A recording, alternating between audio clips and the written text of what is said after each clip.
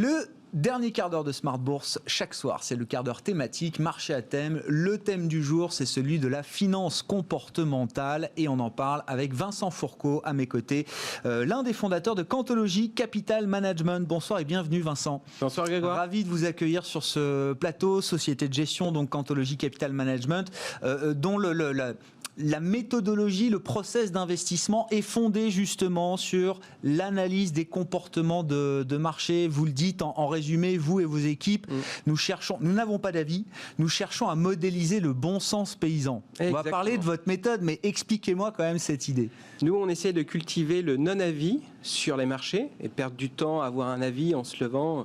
Est-ce que l'élection de Trump ou la non-élection de Trump aura un impact sur le marché? En fait, on n'en a aucune idée. Personne n'en a vraiment une idée sur l'impact des marchés. C'est toujours un coup de pièces lancées en l'air. Par contre, on sait que dans le comportement du plus grand nombre d'intervenants, on peut essayer de capter de la performance. Quand je dis performance, c'est qu'on s'intéresse au biais des investisseurs, à ce qui les intéresse, à ce qu'ils décident de faire comme investissement. On va essayer de calquer leurs décisions dans des prises de décision totalement, systématique. On veut supprimer le discrétionnaire dans nos prises de décision, donc ça devient systématique. Et bien sûr, ça sort pas du chapeau, c'est beaucoup de travail, beaucoup de recherche et développement. C'est beaucoup de tech. Parce que modéliser le bon sens paysan, on retient bon sens paysan effectivement, mais le mot important c'est modéliser, c'est ça Vincent. Bien sûr, c'est modéliser la pensée du plus grand nombre dans la prise de décision d'investissement. Alors c'est pas si simple, je peux vous faire un sondage auprès de vous, auprès de Goldman Sachs, auprès de Financière d'Échiquier juste avant, ou Mandarine, mais c'est l'avis de 3 ou 4 personnes qui ont déjà un biais puisqu'ils sont issus de cet écosystème, de ceux qui sont soi-disant sachants, et nous ce qui nous intéresse c'est justement le bon sens paysan, c'est Madame Michu, quand elle passe son ordre sur eToro ou sur Robinhood aux États-Unis ou sur Boursorama en France, et essayer de savoir dans leur prise de décision qu'est-ce qu'il en ressort. L'intelligence collective vaut mieux que l'expertise individuelle. Exactement. Au saut du lit. Et concrètement, parce que vous êtes une boîte de tech au final, Vincent. C'est vrai. Vous avez des fonds de gestion, on va en parler, avec des performances qui sont là à l'arrivée pour montrer la validité de ce process. Après une année qui était une année de stress test pour toutes les stratégies, y compris les vôtres, j'imagine, chez Quantology Capital Management. Comment ça marche concrètement? Enfin, si on essaie d'expliquer comment est-ce que vous allez extraire justement l'analyse des comportements, cette intelligence collective. Alors nous, ça fait 7 ans qu'on constitue des bases de données. 7 ans où on s'est posé des questions sur différents biais d'investisseurs. Typiquement, vous avez des biais, on parlait tout juste avant de valeur décotée, eh bien, c'est le biais d'ancrage. Unibail valait 250, ça a valu 30, ça vaut 60. Qu'est-ce que ça vaut? Ah bah, ça a tellement perdu, ça peut que remonter. Et on a vu des sociétés aller jusqu'au dépôt de bilan. Wirecard, vous pouviez faire la même chose. Hein. Ça vient de 100, c'est descendu à 30 sur l'annonce et ça vaut 0. Ça a perdu 50%, ça peut toujours perdre 50% à chaque fois. Hein. Donc nous, en fait, on a constitué des bases de données autour de biais qu'on constate sur les marchés financiers, qui sont issus de la littérature, d'universitaires. L'un de nos principaux papiers sur lequel on a basé, l'essentiel de notre savoir-faire jusqu'à aujourd'hui, c'est sur les publications de résultats. Nous, on estime que sur les publications de résultats, typiquement qu'on a vu récemment, sur des entreprises qui ont surpris de façon positive ou négative, il se cristallise des attentes d'investisseurs à l'instant T sur la publication. Le reste du temps, pour nous, c'est du bruit. Ça sert à rien. En fait, ça va suivre l'évolution des marchés. Mais à l'instant T, il se cristallise des attentes qui étaient surprenantes. Regardez, Tesla, il y a 1 an, valait 250-300 $. Ça fait x7, parce que pour la première fois dans l'histoire de la boîte, la société a publié des chiffres positifs en termes de génération de profitabilité. Je n'ai pas d'avis sur la société. Par contre, ce que je peux vous dire, c'est qu'il y a eu un événement pris sur la valeur post-publication de résultats qui intègre la communication papier du management, mais aussi orale, qui vous parle des perspectives. Et donc, la communauté des investisseurs s'est dit « Ah, c'est fabuleux, je m'appelle Fidelity, Fontech, j'en ai pas assez dans mon portefeuille, je vais en acheter. » Et donc, nous, on va accompagner ce mouvement massif d'achat sur tel ou tel sous-jacent, jusqu'à la prochaine information qui est la publication de résultats. Je comprends. Et donc c'est autour de ces périodes de publication de résultats que vous estimez que vous détectez l'information la plus pertinente et la plus fiable, c'est ça C'est l'information la plus fondamentale par rapport à la donnée publiée et la lecture que le marché en fait. Ce qui nous intéresse, c'est plus ce que pense le marché d'un sous-jacent. Et donc, si le marché en pense du bien, on aura tendance à l'acheter. Et inversement, si elle en pense du mal, là, on est short de Twitter parce que la lecture que nous a fait le marché était plutôt négative.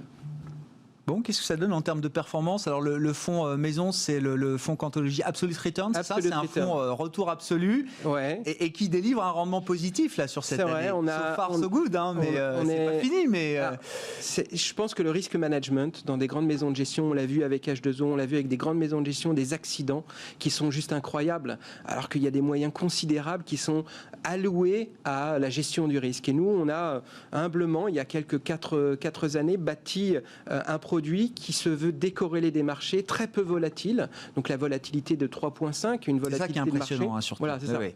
Donc le but, c'est avec très peu de risque ou d'exposition au risque, c'est vous faire un produit qui fait un résultat. Et cette année, on fait plus 6%. On n'a pas eu un mois négatif jusqu'au mois d'octobre. Et là, on est revenu sur notre plus haut historique de la valeur liquidative du fonds.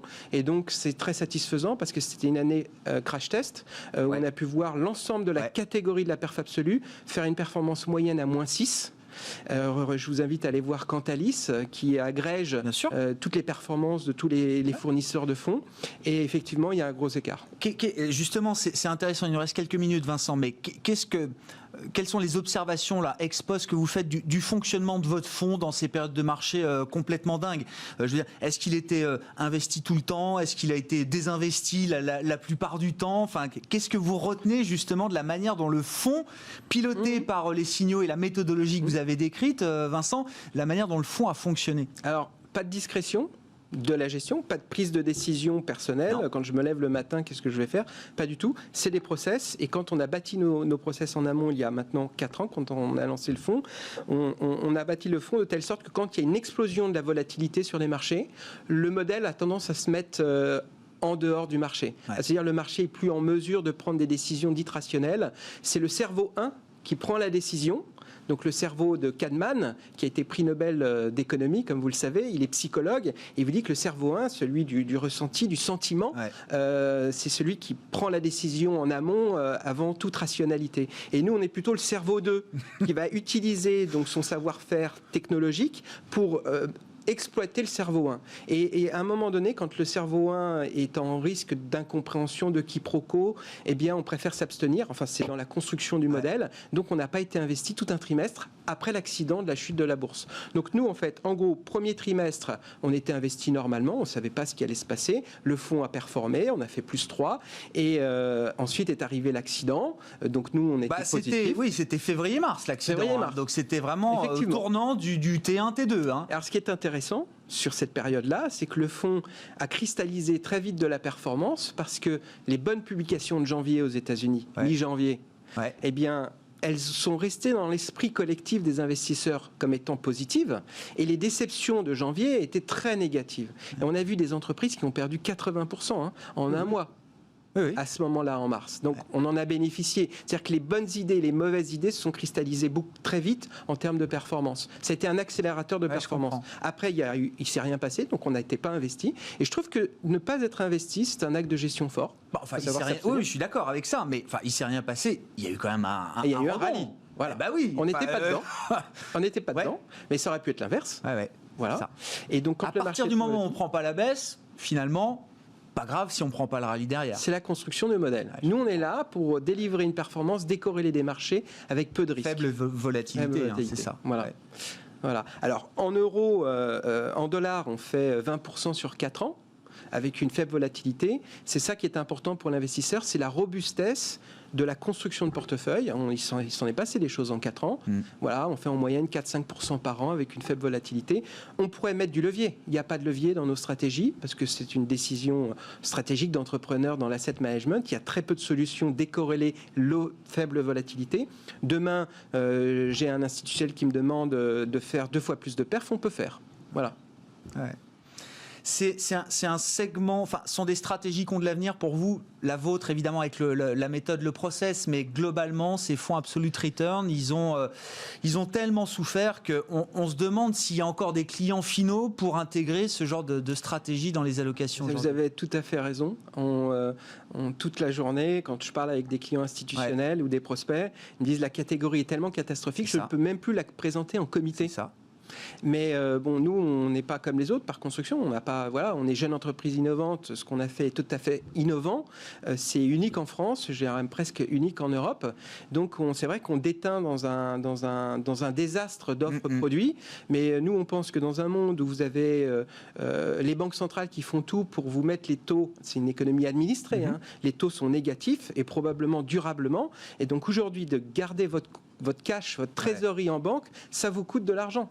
Donc, à un moment donné, un produit à faible volatilité, avec peu de risques, qui vous fait 3, 4, 5, peut-être 6% par an, c'est peut-être une solution à regarder. Merci beaucoup Vincent, merci d'être venu nous parler de finances comportementales et de la méthodologie du process d'investissement que vous avez développé chez Cantologie Capital Management. Vincent Fourcault qui était à mes côtés dans ce dernier quart d'heure de Smart Bourse, le quart d'heure thématique chaque soir à partir de 19h15. On se retrouve demain en direct à 12h30 sur l'antenne de Bismart.